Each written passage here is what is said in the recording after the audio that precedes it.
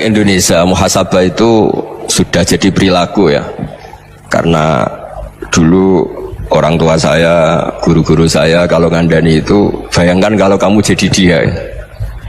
Jadi misalnya kita mentang-mentang atasan, otoriter sama bawahan, bayangkan kalau kamu jadi yang bawahan itu kayak apa. Laukun tamakanah, kalau orang Arab bilang, bayangkan kalau kamu di posisi dia. Makanya guyonannya orang-orang Indonesia itu kan orang ngaramkan judi gitu, bareng dikasih tahu, tapi yang menang anak jenengan, alhamdulillah. Ternyata ngaramkan itu karena ada anaknya, kalau anaknya yang menang ya seneng. Meskipun itu guyonan, tapi saya punya padanan itu dalam kitab Hikam. Nabi Ibrahim itu Khalilur Rahman, tentu bencinya minta ampun sama yang namanya maksiat. Suatu saat beliau diterbangkan di alam malakut. Itu kalau di Hikam saya halaman 15 juga. Saya masih ingat betul. Mungkin kalau Anda beda halaman karena beda cetakan, atau nggak punya kitabnya, atau punya tapi tidak bisa baca. Nah itu jadi berbagai kemungkinan. Atau punya tidak bisa baca tapi dianggap jimat, atau digo pencitraan. Banyak itu kaji-kaji tidak bisa baca kitab tapi di ruang tamunya kitabnya besar-besar. Pencitraan itu, tapi ya bagus lah, nggak apa-apa untuk syiar. Setelah diterbangkan di alam malakut, diperlihatkan sama Allah, ada orang pezina, ada orang syaribul khomri, ada orang mabuk, ada orang macam-macam. Allah tanya sama Nabi Ibrahim, bagaimana pendapat kamu Ibrahim tentang mereka yang maksiat? Kata Nabi Ibrahim, ya Allah, habisi saja mereka. Mereka hidup di bumi engkau, makan rezeki engkau, kemudian mereka tidak taat sama engkau. Singkat cerita, di fase itu, saya ulang lagi, di fase itu Allah nurutin sampai sekian peristiwa, mungkin 3 atau 4.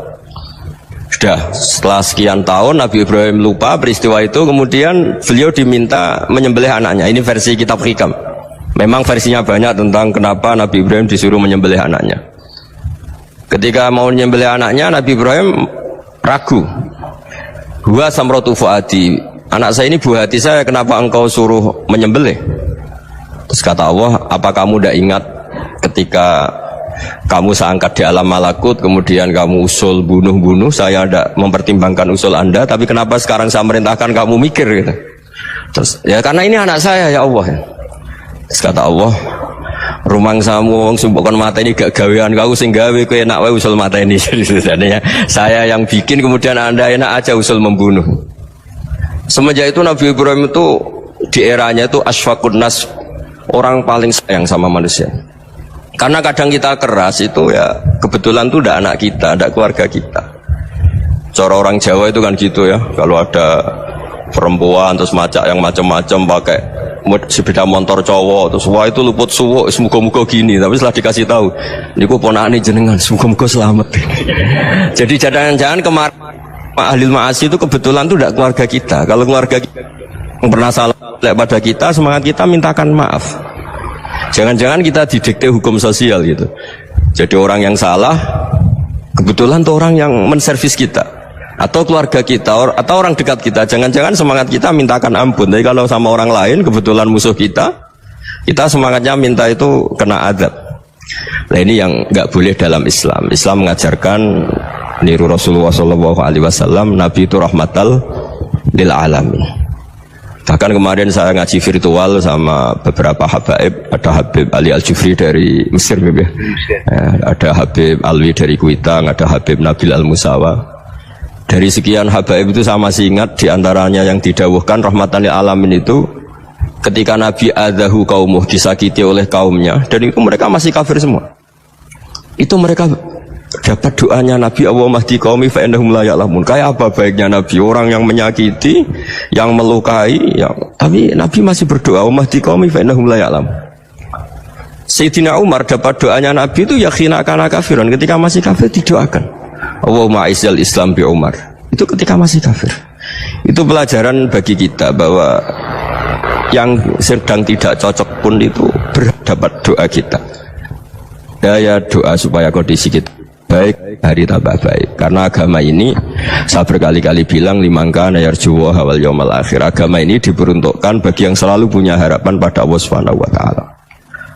Saya cerita muhasabah ini tentang hubungan kita dengan Allah. Di Indonesia itu banyak orang fasik, banyak orang nakal. Ya di mana-mana orang nakal itu ya mayoritas, wa aksaruhum fasikun. Tapi berkahnya harapan. Mungkin saya kira nakal sok benda, mungkin saya kira sholat sok ben sholat, mungkin sekarang belum sakhok, belum dermawan, suatu saat dermawan. Barokahnya itu kefasikan ini dianggap sementara. Sedang fasik, sedang tidak benar. Karena kiai-kiai kita, para guru-guru kita, para habaib utamanya itu mesti bilang semoga husnul khotimah. Nah barokahnya doa itu semoga husnul khotimah itu menjadikan satu pola sosial. Yang sedang fasik ini masih diharapkan jadi lebih baik, jadi lebih. Sehingga kita tidak ngambil sikap ekstrim, yang ingin menghabisi atau ingin mengadili, tidak. Karena selalu kita punya harapan. Dan agama ini limangkan erjuwo hawal yawm akhir. Bayangkan dulu kalau yang nakal itu anak kamu, pasti kamu nggak ingin kan langsung dapat azab, dapat apa. Padahal kita semua jadi tokoh ini abul kulli, bapak dari semuanya. Sehingga ketika Rasulullah SAW jalan-jalan kemudian melihat perempuan sedang menyalakan api. Kalau apinya mati ditiup, anaknya dijauhkan. Nanti kalau sudah jauh dari api, anaknya digendong lagi. Terus kata Rasulullah matur ke semua sahabat, ara'aitum anna hadhihi tarihatan waladaha 'alan nar. Apa kamu berpendapat bahwa perempuan ini akan melemparkan anaknya ke neraka? Tidak ya Rasulullah. Tidak akan seorang ibu melemparkan anaknya ke api. Terus kata Rasulullah, Allahu arhamu min hadhihi biwaladiha. Allah lebih rahman, lebih rahim dibanding orang tua ini kepada anaknya. Ini yang harus kita kenalkan terus, kita kampanyakan terus supaya orang hubungannya dengan Allah itu nyaman, asik. Sehingga dengan demikian selalu ada harapan bahwa yang sedang nakal ini suatu saat tobat. Kita tidak boleh menghukumi pasti begini, pasti gini, itu tidak wilayah kita. Itu juga yang dicontohkan Rasulullah SAW. Secara lahir Nabi itu nggak berkenan sama Wahsy, karena Wahsy itu salahnya salah fatal karena membunuh ahabban nasi ila Rasulillah, yaitu membunuh Sayyid Hamzah. Jadi ketika Wahsy tobat, Nabi itu terima tobatnya. Dan ketika beliau dengan basariyahnya agak siap ketemu Wahsy karena harus ingat Sayyid Hamzah, basariyahnya diturutin. Oke, kamu iman, saya turutin, tapi jangan sering ketemu saya. Karena kalau ketemu kamu, saya masih ingat sama paman saya, Sayyid Hamzah. Kita bisa ngelola seperti itu. Kita tidak cocok sama orang, bagaimanapun mereka umat Rasulullah SAW, kita tetap mencintai mereka. Misalnya kalau beda agama, mereka sama-sama orang Indonesia, kita mencintai mereka atas nama warga Indonesia. Tapi kalau misalnya potongannya ora cocok, beda kultur, bawaannya itu mangkel no coro Jawa, ya bisa diilmoni, jangan ketemu. Wong sudah tidak cocok, ingin ketemu nyari solusi, roh ini tok seneng itu kan ya repot itu. Ya sudah kalau nggak pati cocok ya jangan sering ketemu. Dan itu kita bisa memanage seperti itu tuh bisa. Saya berkali-kali cerita tentang Imam Syafi'i. Kalau dikasih tahu ya Imam Abu Abdillah, panggilannya Imam Syafi'i, tetangga anda ini ternyata banyak yang nggak senang anda. Jawabnya beliau senang. Ya bagus kalau nggak senang saya, ndak utang saya katanya. Jadi gara-gara saman seneng aku ngatur aku ini kan. Dan mungkin saman rasa seneng kan ya enak. Jadi hidup itu dianggap happy. Kalau seneng ya teman silaturahim, kalau nggak seneng ya nggak bakal utang gitu kan. Baru kaya seneng itu nggak ganggu. Gitu. Jadi dulu itu orang bisa ngelola seneng ndak seneng itu bisa. Karena ada kearifan hubungan dengan Allah Subhanahu wa ta'ala. Hidupnya selesai karena masyghul bi dzikrillah, mereka sibuk dengan Allah. Makanya kata ulama-ulama tasawuf, kamu jangan melihat manusia perilakunya, tapi kamu juga harus ingat yang gerakkan semua itu Allah Subhanahu wa ta'ala. Dengan demikian kita farah, kita senang. Makanya Nabi kalau ngutus Anas bin Malik kemudian enggak kesampaian yang diinginkan karena Anas main, ketika garwa-garwani Nabi agak tersinggung, Nabi andai karena Allah menghendaki yang saya inginkan kesampaian, pasti itu kesampaian. Jadi dianggap kegagalan Anas gak manggil yang dituju Nabi itu ya kersane Allah, ya enteng saja. Sayyidina Ali lebih parah lagi yang dialamin. Itu dalam-dalam beliau kalau dipanggil itu gak cepet-cepet ke sana. Ketika ditanya, kenapa kamu tak panggil gak cepet ke saya? Amin tu ukubatak, karena aku tahu engkau orang baik. Orang baik itu pemaaf. Jadi makanya orang-orang soleh dulu itu bodoni itu. Makanya sekarang kalau ada orang bodoni itu mesti beda orang soleh. Kalau orang-orang soleh itu kakean husnudzon lagi sering dibodonin. Abdul bin Umar itu masyhur itu. Kalau ada budaknya sering sholat, sergap sholat itu dimerdekakan. Akhirnya enggak sholat pun pura-pura sholat. Akhirnya juga dimerdekakan. Ketika ditanya, kenapa engkau merdekakan? Padahal mereka sholatnya menipu engkau, kata pembisik-pembisik itu. Man khoda'ana lillah in khoda'na lah. Dia nipu atas nama Allah, berarti saat tertipu juga atas nama Allah, gak masalah dong, semuanya demi Allah Subhanahu wa ta'ala. Jadi ketika kita mensifati Allah Ta'ala itu ghafir, Allah pemaaf. Jangan kamu nggak fair untuk diri kamu nyifati Allah ghafir, pada orang lain Allah kamu sifati syadidul iqab. Jadi Allah kamu atur, kayak MC tadi ngatur saya. Jadi Allah itu apa? Kalau pada saya ghafir, kalau pada musuh saya syadidul iqab. Itu nggak fair. Kalau Anda punya harapan kepada Allah karena Allah Rahman Rahim, Allah ghafir, sebenarnya Allah pada musuh kita ya bisa saja Allah ghafir, bisa saja Allah Rahman Rahim. Sehingga kita melihat orang lain yang kita tidak cocok itu ya enteng saja. Itu min ummati Rasulillah sing tanaluhu syafa'atuh, tanaluhu sa'atu rahmati, tanaluhu fair. Jangan dengan kita kayak mesti dapat rahmat, jangan orang lain kayak Allah pasti syadidul iqab. Itu tidak boleh. Sehingga ketika ada orang Badui, singkat cerita orang Badui ini kencing di masjid, semua sahabat membentak dia. Yang nggak bentak hanya Nabi tok. Saking mangkalnya orang ini karena semua sahabat bentak kecuali Nabi. Setelah dibenarin Nabi, terus Nabi nyuruh Sobu Ali Dhanuban min ma'in. Setelah disucikan masjid itu, dia berdoa keras sekali. Allahumma rahamni wa Muhammadan wa la tarham ma'ana ahadan. Ya Allah, yang berhak dapat rahmatmu hanya saya dan Nabi Muhammad, yang lainnya jangan. Karena yang lainnya tuh jengkelin, gitu aja saya salah dimarah-marahin gitu. Jadi kalau kamu doa terbatas ya kayak orang Bedui ini, kayak orang Arabi. Apa kata Nabi? Laqad tahajjarta wasi'an. Allah yang rahmatnya luas menjadi kamu sempitkan. Karena kamu mau atur Allah hanya Rahman pada Indonesian Power, pada NU, pada kita, yang orang lain nggak perlu dapat. Itu kan kasihan Islam, karena Islam terus nggak dimiliki semua orang. Allah nggak dimiliki semua orang, Rasulullah nggak dimiliki semua orang, karena di NU, di ormas tertentu, di nggak boleh seperti itu. Nggak boleh takhasyar tawasian, kata Nabi, nggak boleh mempersempit berat yang rahmatnya itu luas. Ini semoga etika ini kita pakai di Indonesia. Yang sedang fase kita harapkan lebih baik, yang sedang nggak dapat hidayah kita doakan dapat apa? Hidayah.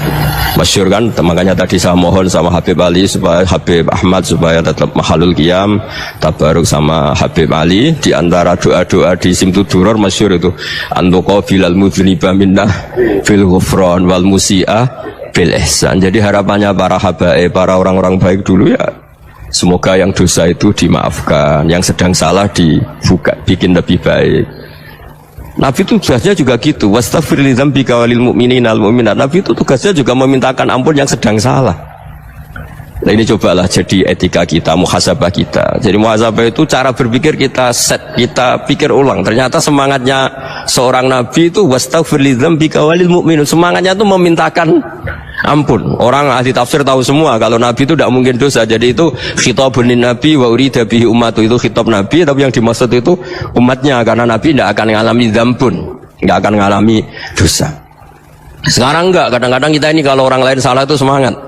Kalau di perusahaan ada teman salah, apalagi miran salah itu seneng, barokahnya salah bisa ganti kan gitu. Ya, jadi kalau mungkin di dunia tokoh juga gitu, barokahnya ada tokoh salah, kita yang jadi populer sendiri, tidak boleh seperti itu. Kita harus salimus sodri di jami'il muslimin. Jadi ini harus dilatih. Saya tadi matur sama Habib Ahmad, latihan kita jadi hidup. Nabi itu kalau resep jadi wali itu kata Nabi gampang. Kata Nabi, kalau kamu ingin disenangin Allah, ya sudah, kalau kamu asbahta wa amseta gini-gini, perasaan kamu, kata Nabi, jangan punya perasaan ghil sama orang muslimin. Itu sudah, wadzalika min sunnati. Makanya Nabi ngendikan la yablughni ahadun an ahadin syai'an. Ada yang baca la yuballighni ahadun an ahadin syai'an. Seseorang jangan melaporkan ke saya tentang salahnya yang lain. Fa inni akhruju ilaikum wa ana salimus sodri. Karena saya ingin ketemu sampean semua dalam keadaan salimus sodri, tidak punya perasaan apa-apa. Karena kalau nurutin membisik, nurutin informasi itu ya repot, karena orang pasti sepihak. Ada kiai yang top datang ke kampung-kampung ning desa-desa, kata yang seneng itu punya akhlak. Wah itu bagus, orang besar datang ke kampung-kampung. Kata yang nggak seneng, wah itu jobnya kiai kecil kok diambil, itu kan ya kasihan. Itu kan sudut pandang. Makanya saya sering bilang, akal kita ini cukup untuk mentasdik Rasulullah SAW. Meskipun perasaan kita kadang orang Jawa itu beda. Saya berkali-kali bilang sama peneliti dari Jogja, kenapa sih Gus para nabi itu kok poligami istrinya banyak? Nabi Dawud katanya itu berapa? Nabi Sulaiman malah jumlahnya agak terbatasin. Nabi Muhammad itu paling sedikit. Saya tanya gini, perempuan itu orang lemah, jadi kalau nolong orang satu gimana baik, kalau nolong orang dua ya lebih baik, ya sudah kira-kira seperti itu. Paling tidak akal kita masih tahu kalau orang baik itu kan mesti baik, nolong orang satu baik, nolong orang dua ya lebih baik, nolong orang tiga lebih baik. Tapi kalau kamu orang nggak baik, satu saja kamu terlantarin, kamu miskinkan, kamu ya tinggal diukur kan. Kalau orang baik nambah baik, tapi kalau orang buruk tambah buruk. Nah itu akal kita bisa menganalisis kenapa sih nikah itu ada yang poligami, ada yang enggak. Sudah ukur saja diri kamu. Misalnya kayak saya elek keriting, rabi terus, memperbanyak wong elek, orang perilaku netok, raine dadi elek kabeh gitu. Tapi nak kowe iku ganteng, alim, ganteng, sugih, anake ganteng-ganteng, berhubung kowe saleh ahli swarga kabeh, mertua yo bangga karena karir kamu meyakinkan. Ini mertua kamu aja enggak bangga mau nambah. Ipar enggak bangga, mertua enggak bangga, desa kamu yang kamu wayai juga gak beda dengan Nabi ketika nikah Juwairiyah itu nggak ada pernikahan sebarokah Nabi dengan Juwairiyah itu asharu Rasulillah. Di situ habis perang banyak tawanan, gara-gara jadi besanya Nabi langsung dibebaskan semua karena asharu Rasulillah. Sekarang besanya Kanjeng Nabi. Dulu Abu Sufyan mangkalnya bukan main sama Nabi, gara-gara putrinya dinikah terus langsung jadi. Nah, kalau kamu kan enggak, nikah satu, nikah lagi, satu kampung musuhi kamu. Karena istri pertama ya cemburu, yang kedua agak bangga. Oh itu selesai itu dunia wal akhirah. Maksud saya nganalisis Islam itu harus pakai akal. Dan akal yang dipakai, ini saya bawa ke kitab Ihya, adalah pikiran-pikiran para ulama. Makanya ketika Imam Ghazali ketika ditanya fakaifa bi muslimin fasikin asawaha fi jami'i amri, kalau kalian ketemu orang fasik, orang Islam tapi fasik, perilakunya nggak ada yang benar. Kata Imam Ghazali jawabnya lucu, aneh. Ma min muslimin illa wa islamuhu ta'ah. Tidak ada orang Islam kecuali dia mau Islam, membenarkan Allah dan Rasul itu sudah taatnya dia. Kok kamu tidak bisa melihat taatnya dia? Dia pikirannya kan ini pemabuk, ini tukang apa. Tapi kata Imam Ghazali, sebenarnya kamu masih bisa berpikir positif. Ma min muslimin illa wa islamuhu ta'ah. Tidak ada seseorang Islam ketika dia milih Islam itu pasti ada taatnya, yaitu tasdik pada Allah dan tasdik kepada Rasulullah SAW. Jadi dengan pola seperti itu, maka di antara guru-guru kita yang modern ya di era Mbah Maimun, di sini ada Habib Ahmad, Habib Salim, syair yang sering dibaca beliau adalah ada orang munajat sama Allah. Ini cerita munajat. Itu orang itu ngendikan gini, ana muznibun, ana mukhtiun, ana asi, huwa rahimun, huwa ghafirun, huwa afi. Ya Allah, saya mukhti, saya orang yang salah. Ana mutnib, saya orang yang dosa. Ana asin, saya sering maksiat. Tapi engkau ya Allah, engkau ghafir, pemaaf. Engkau rahim, maha pengasih. Engkau afin, yang mudah memaafkan. Kata orang ini ya agak kurang ajar, tapi saking senengnya sama Allah, qobal tuhunna salasatan bisalasati. Ya gini saja ya Allah, sifat engkau diadu dengan sifat saya. Engkau Tuhan Gusti, nggak boleh kalah katanya. Terus wasatahliban ausofu ausofi, dan kau pasti pemenangnya gitu. Jadi ada orang rayu Allah dengan cara seperti itu ya ada ya. Saya ini manusia, salah saya banyak. Engkau ampunannya banyak. Engkau Tuhan Gusti, nggak boleh ampunan Anda, ampunan engkau kalah dengan salah saya. Nggak boleh Tuhan kok kalah. Jadi untuk supaya orang punya harapan gitu. Banyak juga wali-wali yang jadab ketika datang ke makam Rasulullah SAW. Itu kalau dongo ya agak kacau sebetulnya, cara syariat agak kacau. Ya Allah, engkau punya dua pilihan. Jika engkau menjadikan saya soleh, surah habibu, yang senang kekasihmu, yaitu Rasulullah SAW. Tapi jika engkau menjadikan saya fasik, surah adubu, yang senang itu setan. Monggo jenengan mau menyenangkan kekasih jenengan, mau menyenangkan musuh jenengan, monggo jenengan bebas kok memilih. Mestinya Allah ya senang menyenangkan kekasihnya. Jadi ya, intinya Allah dipaksa untuk menjadikan dia orang soleh gitu. Jadi kayak kemarin itu Pak Gus ya Pak, yang kesini itu, yang sama jenengan Julia kesini itu sama Habib Ahmad. Saya pertama nggak mau, lama-lama Habib Ahmad, ini gimana Gus, orang taunya saya dekat jenengan, kalau nggak kasil saya waduh ini kayak doanya wali yang tadi. Nggak punya pilihan, nggak ada pilihan ini. Jadi saya mohon muhasabah itu dimulai cara berpikir. Makanya di sini sebetulnya tag ini supaya dapat barokahnya Ihya. Ini kitab yang disenangi para habaib, para ulama. Sebetulnya tag di muhasabah itu redaksinya gini ya, yang lengkap. Hasibu anfusakum qabla an tuhasabu, wazinuha qabla an tuzanu, wa tahayya'u lil ardil akbar. Jadi ada kata wazinu, jadi ukur. Perilaku Anda ini diukur, ditakar. Misalnya kita sebagai suami kan ya punya hal-hal yang kita tidak ideal. Cara wong Jawa mesti pesek. Cara rezeki ya pas-pasan itu. Dan kita juga kalau makanya nggak boleh tanya istri begini, apa saya cinta pertama Anda? Pasti Anda kecewa. Orang jadi istri hanya korban terakhir itu. Sudah. Karena orang kalau ngelamar kemana-mana gak jadi, jadi istri itu pasti korban terakhir itu. Jarang istri pilihan pertama, jarang. Ayo semua yang nikah. Rata-rata itu pilihan Anda pertama Pak, dari sekian ditolak di mana-mana terus. Ya perempuan terakhir. Kamu juga korban terakhir gitu. Itu wali-wali dulu kalau ngandani kita itu sederhana. Antal ini masyhur diceritakan Habib Zain bin Sumit dalam kitab Al-Manhajus Sawi. Antalam tajid min nafsika kullama turid. Fa kaifa turidu min ghairika kullama turid. Kamu yang ingin ideal saja kamu tidak menemukan pada diri kamu untuk menjadi ideal. Kamu kan ingin ganteng, ingin punya uang banyak, ingin perilaku Anda sempurna. Anda saja yang punya keinginan tidak bisa mewujudkan keinginan Anda sendiri. Fakifa turidu min ghairika ma turid. Jadi antalam tajid min nafsika kullama turid. Fakifa turidu min ghairika kullama turid. Kamu yang punya keinginan saja. Misalnya saya ingin punya uang banyak, perilaku saya selalu benar, gak pernah salah.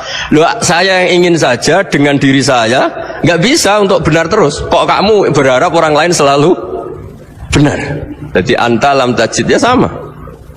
Kalau kamu menuntut istri kamu itu ramah, neriman, apa kamu neriman sama wajah istri Anda gitu? Engkau ya pola neng dindi jajaki sana jajaki sini, kamu sendiri tidak pernah apa. Jadi itu nasihat yang luar biasa. Antalam tajid min nafsika kullama turid, fa kaifa turidu min ghairika kullama turid. Kamu mau menghormati semua orang? Tidak mau kan? Kemudian Anda berharap semua orang menghormati kamu. Kamu tidak ingin kan orang lain semua menghujat kamu. Sementara kamu enak aja menghujat orang lain. Makanya Rasulullah SAW itu luar biasa ketika bikin kaidah sosial. Apa la yu'minu ahadukum hatta yuhibba li akhihi ma yuhibbu li nafsi. Jadi kalau ukuran iman itu sederhana. Kalau sesuatu itu baik, nyaman bagi Anda ya bayangkan itu pada teman Anda. Misalnya Anda bangun tidur sudah acak-acakan, nggak punya uang, utang jatuh tempo, kan nggak ingin ketemu orang. Ya kamu jangan bertamu ke jenis ini karena dengan kamu yang alami juga nggak siap ketemu orang. Makanya ada Habib Alim itu dilapuri sama seseorang. Beb, dulu teman saya itu ketika saya kaya itu sering main ke saya. Setelah saya miskin, mereka tidak main ke saya. Kata Habib itu bagus, sunahul begitu itu bagus. Coba kalau kamu dulu kaya, teman kamu main kan kamu gaya, di rumah ada makanan, bisa hormat tamu. Setelah kamu miskin jadi buruh manol di pasar atau buruh bikin boto, teman kamu datang, malu enggak kamu? Mendingan enggak datang gitu. Akhirnya baru, oh ya alhamdulillah kalau gitu. Loh ya kan dulu teman kita datang, kita ada Alphard, istri cantik, rumah bagus. Lah kita miskin, buruhnya orang pas dibentak-bentak, teman kamu udah datang. Milih datang apa enggak kalau setelah kamu jatuh? Enggak kan? Jadi barokahnya ilmu itu terus. Ya, tapi kadang-kadang orang loh, wah setelah saya miskin teman-teman enggak kasih ke sini. Ya kalau kamu sudah jatuh, teman-teman kamu di situ jadi tontonan. Ya mulai sekarang cara berpikir itu dirubah. Dulu yang namanya kiai itu kalau diundang orang itu ya agak-agak senang. Semenjak saya itu agak rubah. Ngundang kiai, ngatur kiai itu tak haram-haramkan ya ada lumayan lah, sekarang itu sudah mulai agak beretika. Dulu itu ngundang tuh tanggalnya ditentukan, jamnya ditentukan. Enggak mikir apa kiai saat itu nganggur, enggak. Punya wadifah, enggak. Dia milih tanggal yang dia nganggur, enggak mikir pas itu kiainya nganggur apa, enggak. Ya saya hanya cerita aja, kamu tersinggung ya monggo, boten ya monggo itu kan. Jadi saya mohonlah supaya tadi saya juga matur ke Habib Ahmad. Jadi untuk orang merasa ikut sunnah Rasul itu gampang sekali kata Sayyid Muhammad. Dulu Nabi berpakaian ala daerahnya. Kalau mikot ya pakai mikotu baladi.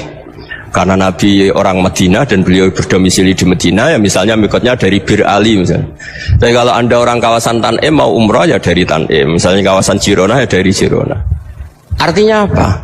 Kamu ngambil mikot karena Nabi mikot misalnya dari Bir Ali, bukan berarti kamu harus seperti Nabi di Bir Ali, kamu orang Mekah misalnya, kamu orang Tanim, orang ya harus dari mikot itu apa? Baladi.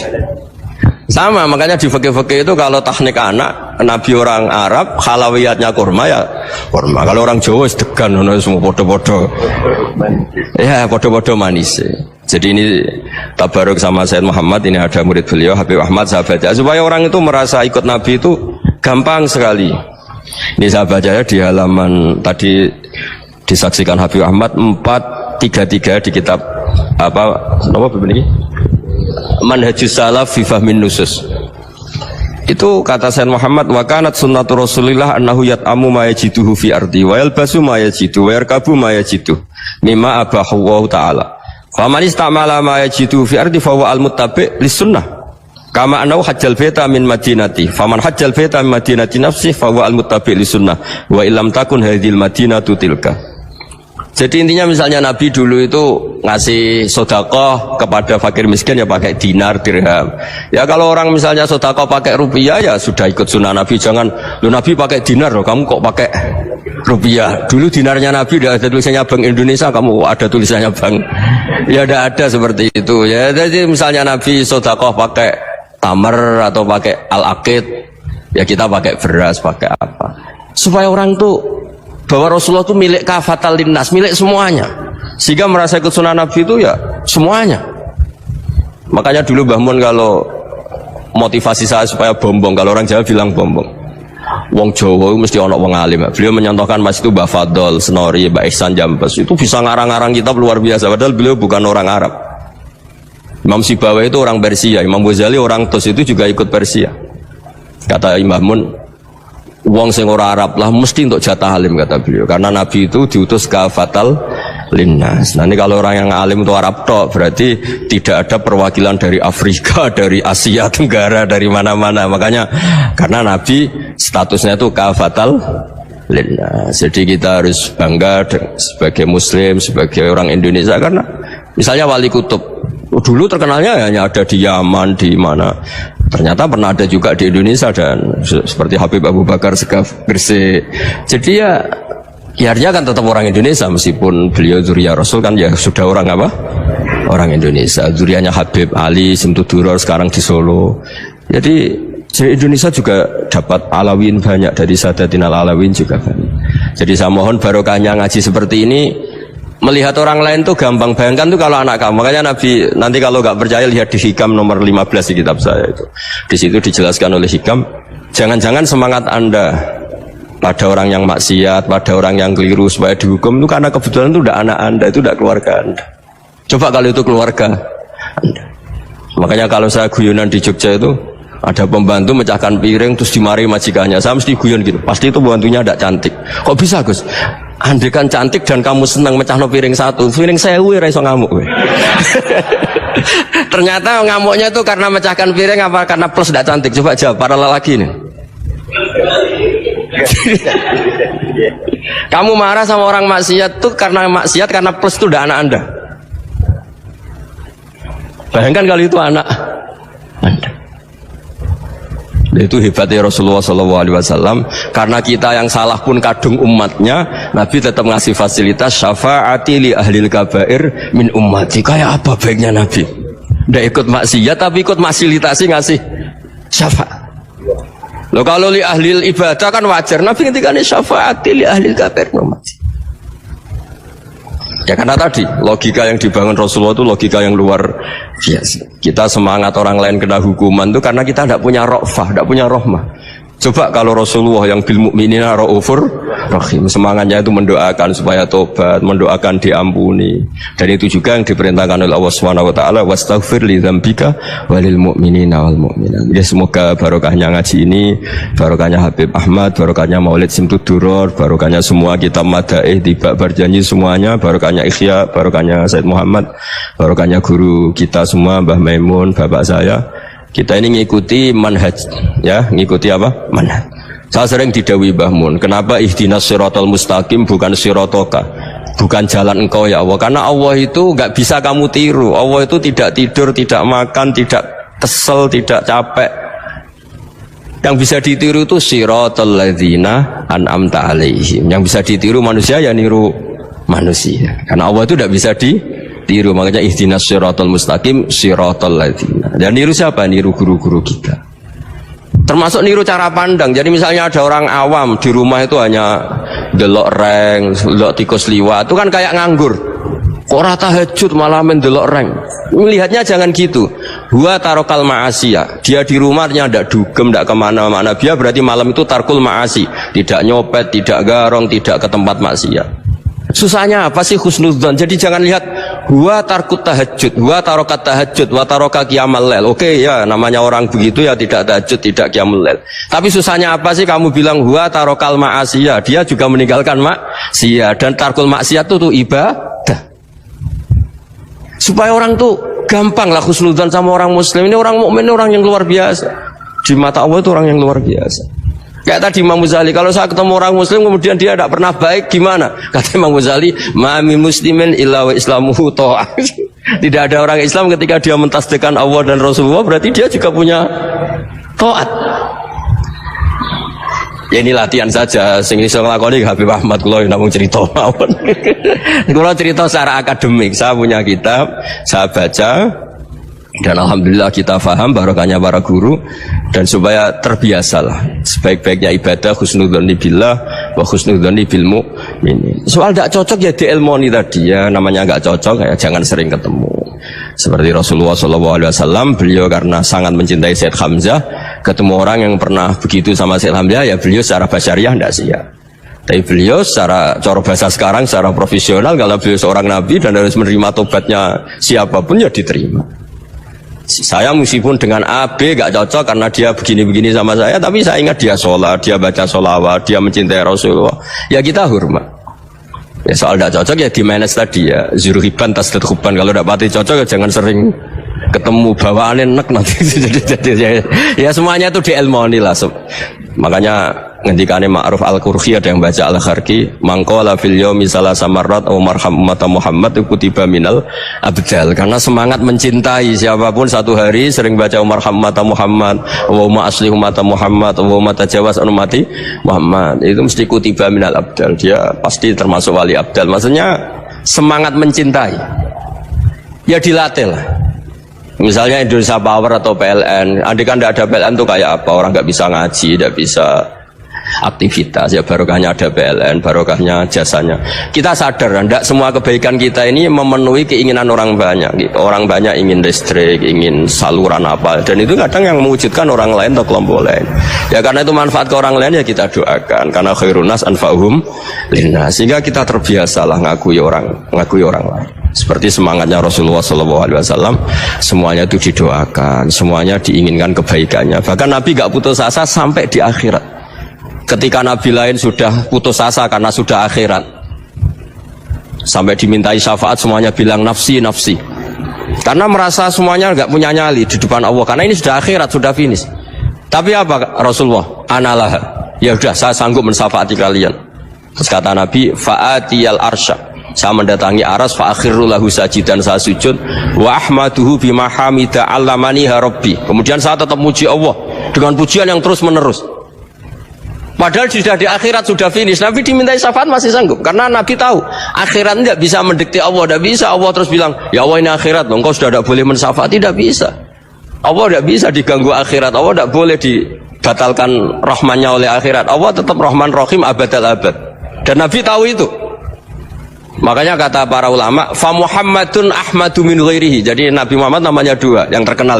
Sebenarnya banyak yang terkenal dua, Muhammad sama Ahmad. Ketika Nabi punya nyali memuji Allah di akhirat atau sudah di akhirat, itu fa Muhammadun ahmadu min ghairihi. Ketika Nabi lain sudah tidak punya nyali muji Allah karena sudah akhirat, Nabi Muhammad tetap berani muji Allah di saat seperti itu. Makanya Ahmadu di situ kata ulama itu af'al tafdil, fa Muhammadun ahmadu min ghairihi. Kanjeng Nabi lebih memuji Allah di saat yang Nabi lain sudah tidak punya nyali untuk memuji Allah di saat itu.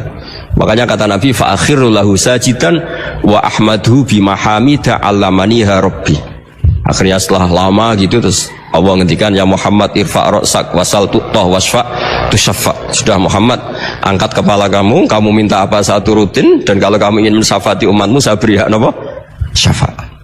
Nah, semoga semangat itu juga menjadikan kita munajat bahwa rahmat Allah tidak terbatas, harapan juga tidak terbatas. Mungkin yang sedang nakal ya kita katakan sedang, jangan terus kamu pastikan wah ini mesti su'ul khotimah, mesti tidak orang baik. Tidak, agama ini liman kana yarjuwaha wal yaumal akhir, selalu bagi yang punya harapan.